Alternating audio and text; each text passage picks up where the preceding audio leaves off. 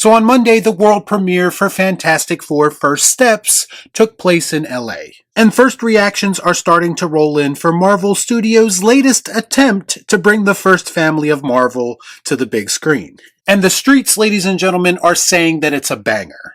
More importantly than that, a lot of people are saying that Marvel is officially back. Stop me if you've heard this before. Let's discuss. Our content sucks.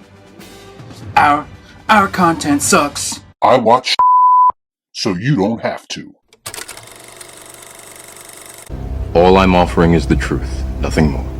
You know what it is for me that doesn't really work when it comes to these early reactions to most MCU films? It's not so much that I don't believe what these people are saying, although sometimes it is very much that, because why would I believe them based on Marvel's recent track record? But the real problem for me is the way that they use the same old, tired buzzwords in their reactions. The same desperate attempts to convince everyone that this time is going to be different.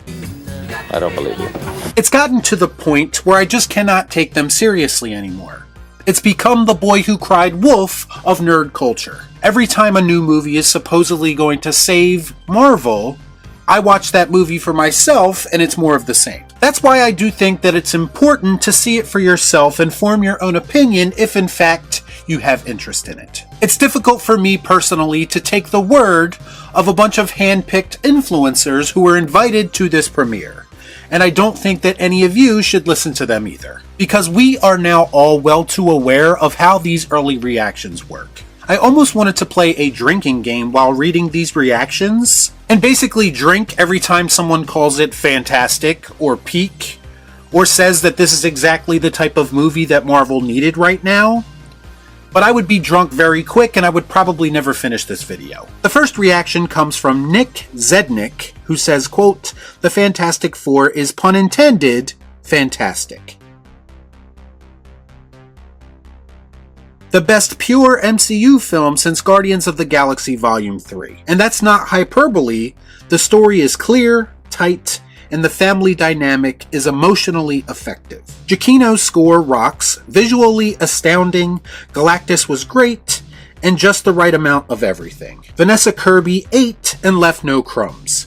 Kirby and Stan would be proud of this one." I don't know, I kind of feel like it's a little bit tacky to bring up Kirby and Stan in this discussion. Truthfully, you do not know if this movie would make them proud or not because you are not them. I also have a difficult time taking a review seriously when they say that the actress in the film ate, which is Twitter speak for she did really well in this movie, I think. Sometimes it's alright to just say that an actor crushed it and leave it at that. Truthfully, I do kind of believe that Galactus is one of the best parts of this movie. I don't know why, because the MCU is historically really bad at adapting villains. But the truth is that I am very interested to see how they pull him off in this movie. As far as it being the best pure MCU movie since Guardians of the Galaxy Volume 3, I'm mixed on that because that movie does have a lot of the typical issues you would expect of a Marvel film from a certain director. But on the flip side of that, and the gun nuts will not want to hear this or believe me when I say it, but that was also the last time I gave an MCU movie a relatively decent review. I don't believe it!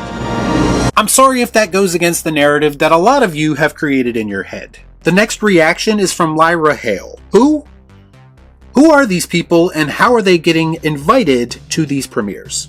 Anyway, she said, quote, "The Fantastic Four is on par with Superman when it comes to a story about hope, love, and family. It's also probably the easiest access point for people that want to get into Marvel. Pedro Pascal, Joseph Quinn, and Ebon Moss were fantastic. But Vanessa Kirby, oh, she ate." You keep using the word. I don't think it means what you think it means. And there we go with the Twitter speak again. If Vanessa Kirby keeps eating like this, she's not going to fit into the skin-tight outfit she needs to in Avengers Doomsday. And I'm just going to say, if you're trying to sell me personally on the idea of seeing this movie, maybe it's not the best idea to compare it to the convoluted mess of a story that was Superman. The goal, as always, should be to strive to be better than whatever it is they were trying to do in that movie. As far as it being a great access point for Marvel, I've heard from a few people that this is the most self-contained MCU film in years, which I have to be honest has me just a little bit intrigued. The reason for that being, I feel like a lot of their movies over the years have been bogged down with all of this cinematic universe nonsense. Put quite simply, if a movie cannot stand on its own, then it's probably not a good movie. And if Fantastic Four ends up having a lot less cinematic universe gimmicks, then I will be pleasantly surprised. Jesus fucking Christ, it's about time! And finally, we have Jack McBrien, who said, quote, Fantastic Four is the most visually stunning and tonally distinct MCU movie yet. All 4 of the main cast members kill it, with Vanessa Kirby being the standout. Giacchino's score is an all-timer. You will regret not watching this movie on the biggest screen possible. That's quite the assumption, considering I frequently regret my decision to review movies every time I have to suffer through most of modern MCU films. I have mentioned in other videos on this subject, however, that this movie does look and feel tonally different to me. Now, this could all be smoke and mirrors in the trailer, and we could end up again getting more of the same. But I am willing to give it a chance, and as far as the abundance of Vanessa Kirby praise that I'm hearing in some of these reactions, I've also said that she was the only casting decision of the 4 main characters that made sense to me. I just hope that they use her character in the right way, and that some of the rumors that we've heard about her storyline end up being not true. Yes, Queen! Listen, at the end of the day, despite all of the red flags, despite Marvel's track record, I have to admit I am morbidly curious about how this movie is going to turn out. Over the past few months, for every questionable news story I've heard about this film behind the scenes, I've also heard rumblings that they did at least try to do things just a little bit differently. And if there's one thing that the MCU needs right now, it's drastic change. I'm just going to need proof before I believe they are capable of doing that. And to be clear, I'm not just talking about this movie. Marvel is going to need prolonged creative success to wipe away the bad taste in a lot of people's mouths. And that's before I or anyone with standards proclaims that Marvel is back. Not up in here! Not up in here!